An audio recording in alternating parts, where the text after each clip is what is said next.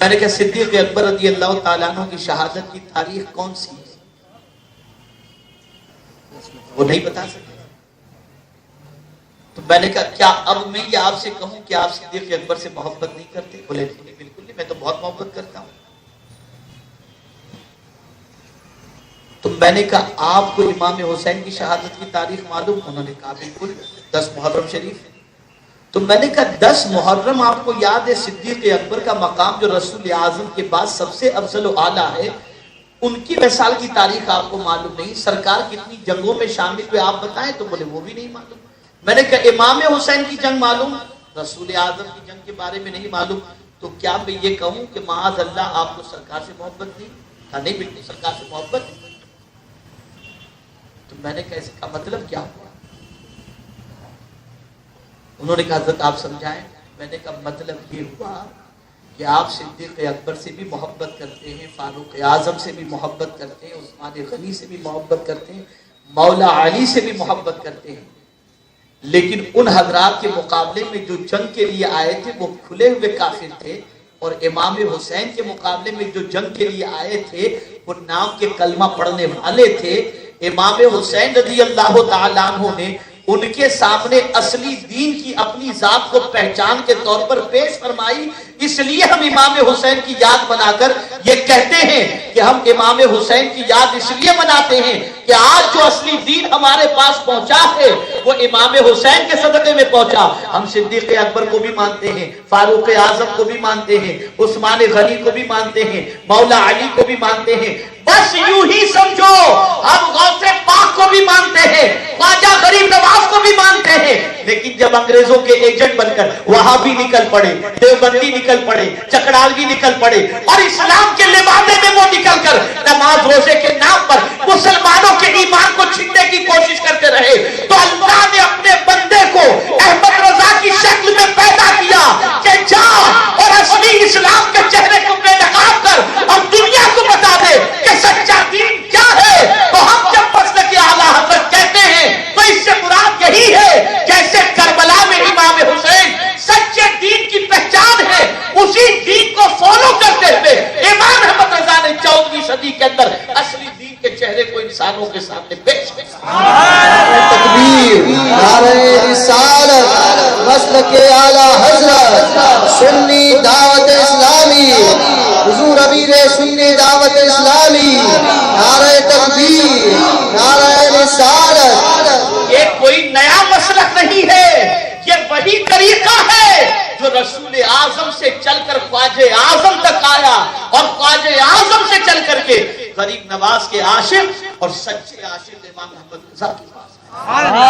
ایسے سچے عاشق کے اعلیٰ حضرت سے کسی نے پوچھا ہندوستان میں کوئی ایسی جگہ جہاں دعا قبول ہوتی ہو وہ بارگاہ بتائیں، تو فرماتے سلطان الہند کی بارگاہ۔ یہ بارگاہ وہ بارگاہ ہے کہ وہاں پہنچ کر جو دعا کرو اللہ تمہاری دعا کو قبول فرماتا ہے۔ میرے پیارے آقا صلی اللہ تعالی علیہ وسلم کے پیارے دیوانوں، ہم خوش نصیب ہیں کہ اعلیٰ حضرت عظیم البرکت امام عشق و محبت کی یاد بنا رہے ہیں۔ یاد رکھو اعلیٰ حضرت عظیم البرکت کا اس امت پر بے پناہ احسان ہے، اس امت پر بے پناہ کرم ہے۔ آپ مجھے بتاؤ، تنہا امام احمد رضا نے اتنی کتابیں لکھ دی ہیں کہ مسئلہ آج کے دور کا ہے، لیکن امام احمد رضا کی کتابیں آج ہمارے مسائل کے حل کے طور پر ہمارے سامنے موجود ہیں۔ میں آپ کو ایک واقعہ بتاؤں، آج بہت سارے دشمنان امام احمد رضا غلط پروپیگنڈا کر کے اعلیٰ حضرت عظیم البرکت کے چہرے کو، اعلیٰ حضرت عظیم البرکت کے مشن کو مسخ کرنے کی کوشش کرتے ہیں، غلط اعلیٰ حضرت کے حوالے سے پروپیگنڈا کر کے۔ لیکن میں آپ کو ایک اپنا واقعہ بتاؤں، ہم اور حضور مفکر اسلام حضرت علامہ قمر الزمان خان اعظمی صاحب اور مولانا محمد حسین برطانوی، ہم تینوں گوا کے سفر کے لیے، گوا میں اجتماع تھا، وہاں کے سفر کے لیے بامبے ایئرپورٹ پہنچتے ہیں۔ اللہ اکبر، فلائٹ 2 گھنٹہ ڈیلے تھی، اس کی وجہ سے ہم ایئرپورٹ پر بیٹھے ہوئے تھے۔ لکھنؤ کی ایک کالج کا ڈین آیا، اور آنے کے بعد علامہ قمر الزمان خان صاحب اعظمی کو دیکھنے کے بعد کہتا ہے آپ مولانا قمر الزمان خان اعظمی ہیں؟ حضرت نے فرمایا جی۔ کہا میں آپ کو بہت سنا کرتا ہوں۔ اور اس کے بعد اعلیٰ حضرت عظیم البرکت کے حوالے سے گفتگو چھڑ گئی۔ ہمارے پاس 2 گھنٹے کا ٹائم تھا، اس کے دل و دماغ کے اندر اعلیٰ حضرت کے خلاف بھر دیا گیا تھا۔ مولا علامہ قمرالزمان خان اعظمی صاحب بیٹھتے ہیں اور اس کی زبان سے وہ جو کچھ اعلیٰ حضرت کے خلاف کہتا ہے، مولانا احمد رضا نے یہ کیا، مولانا احمد رضا نے یہ لکھا، مولانا احمد رضا خان ایسے تھے، مولانا احمد رضا خان ایسے تھے، علامہ قمرالزمان خان اعظمی صاحب سنتے رہے سنتے رہے سنتے رہے، اور اس کی علمی صلاحیت کو محسوس کرنے کے بعد علامہ قمرالزمان خان اعظمی صاحب نے اعلیٰ حضرت کے صرف 1 یا 2 اشعار اس کے سامنے پیش کیے، اس کی آنکھیں کھل گئی، کہا یہ کون شاعر، کس شاعر کا کلام ہے؟ کہا سنتے جائیے۔ وہ اعلیٰ حضرت کے کلام سناتے رہے، اشعار سناتے رہے، سننے کے بعد وہ شخص حیران تھا کہ بھئی یہ کسی مولوی کے شاعر اشعار ہیں۔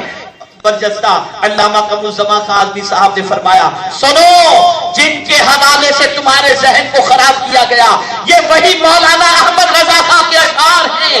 اتنا سننا تھا کہ اس کی عقل دنگ رہ گئی۔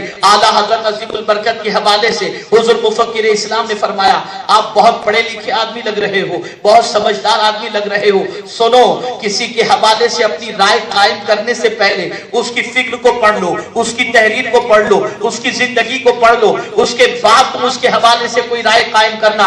پھر اعلیٰ حضرت کے فتاوے اور اعلیٰ حضرت کی علمی تحقیقات کے حوالے سے جب حضور مفکر اسلام نے اس کے سامنے علمی اعلیٰ حضرت کی صلاحیت کو پیش کیا تو برجستہ وہ پکار اٹھا، مولانا میں اندھیرے میں تھا، آپ نے مجھے روشنی دکھا دی ہے۔ اور اس کے بعد اس شخص نے کہا، مجھے اعلیٰ حضرت کی کتابیں دی جائیں تاکہ میں حق کو پانے کے لیے امام احمد رضا کی کتابوں کا مطالعہ کروں۔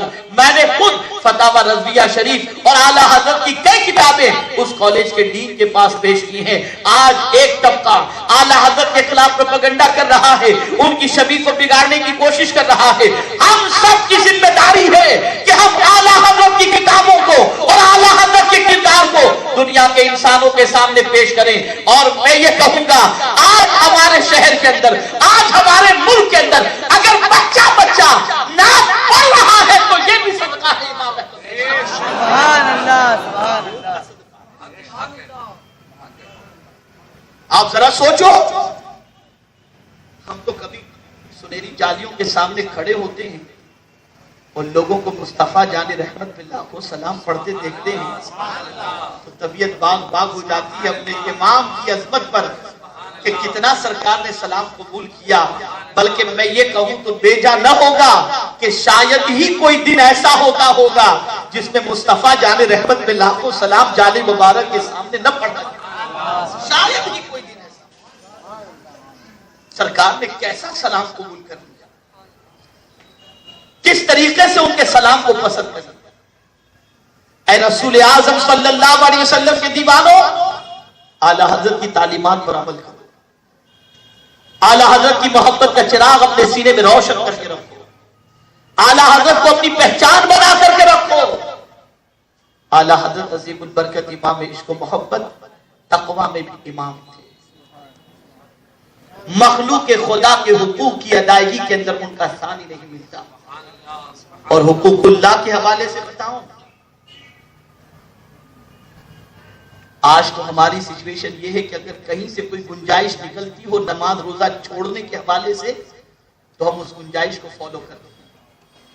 اعلیٰ حضرت کی طبیعت بہت خراب ہوئی، اتنی خراب ہوئی کہ ڈاکٹر نے کہہ دیا کہ آپ روزہ نہیں رکھ سکتے، گرمی کا موسم میں آپ کے لیے روزے کی وجہ سے تکلیف ہوگی۔ قرآن مقدس کی روشنی میں یہ چھوٹ ہے، یہ رخصت ہے، آپ کر سکتے تھے، لیکن اعلیٰ حضرت بریلی چھوڑتے ہیں اور ٹھنڈے علاقے میں رمضان میں تشریف لے جاتے ہیں اور وہاں جا کر کے اعلیٰ حضرت رمضان المبارک کے روزے رکھتے ہیں اور ارشاد فرماتے ہیں، میں قضا تو بعد میں بھی کر لیتا لیکن ماہ رمضان کی برکتیں کہاں سے۔ یہ اللہ عز و جل کی بندگی اور اس کے حق کی ادائیگی کا جذبہ تھا۔ وہ قولی عاشق نہ تھے، وہ عملی عاشق تھے۔ ان کی زندگی کو دیکھ کر لوگوں کے سینوں میں سرکار کی محبت پیدا ہوئی۔ آج ان کی یاد کی یہ محفل سجائی گئی، بلکہ میں یہ سمجھتا ہوں کہ شاید بیشتی محلے میں اعلیٰ حضرت کو اپنا ذکر مجھ سے کروانا مقصود تھا۔ سبحان اللہ۔ اس لیے آج میں یہاں پر حاضر آ گیا، ورنہ میرا پروگرام تو آج ملاوی کا تھا، افریقہ کا تھا۔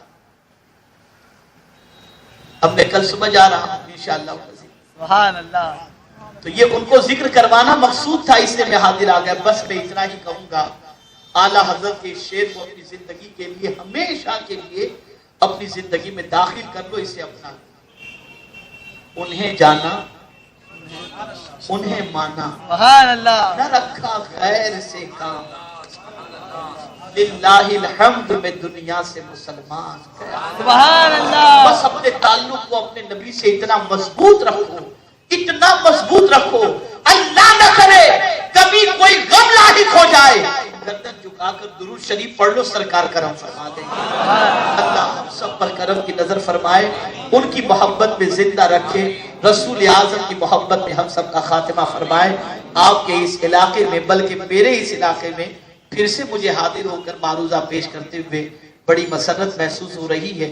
میں آپ سے گزارش کروں گا، میں آپ کا ہوں، آپ ہمارے ہیں، مرکز بھی قریب ہے، آیا کریں. اور اس وقت بے پناہ ضرورت ہے، ہر ماں اپنے بچے کے لیے فکر مند ہے، ہر ماں اپنی بیٹی کے لیے فکر مند ہے. اپنے بچوں کی فکر اگر تمہیں ستا رہی ہے تو اپنے بچوں کو سنی دعوت اسلامی کی گود میں ڈال دو، انشاءاللہ بچہ عاشق رسول بھی ہوگا اور مسلک اعلیٰ حضرت کا علم بردار بھی ہوگا. اس لیے آپ ہر سنیچر کو مرکز اسماعیل حبیب مسجد میں خود بھی آئیں اور دوسروں کو لانے کی زحمت بھی گوارا فرمائیں.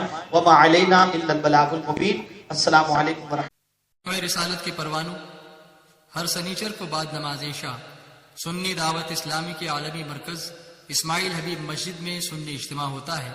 آپ حضرات پابندی کے ساتھ اس میں شرکت فرمائیں. السلام علیکم ورحمۃ اللہ وبرکاتہ.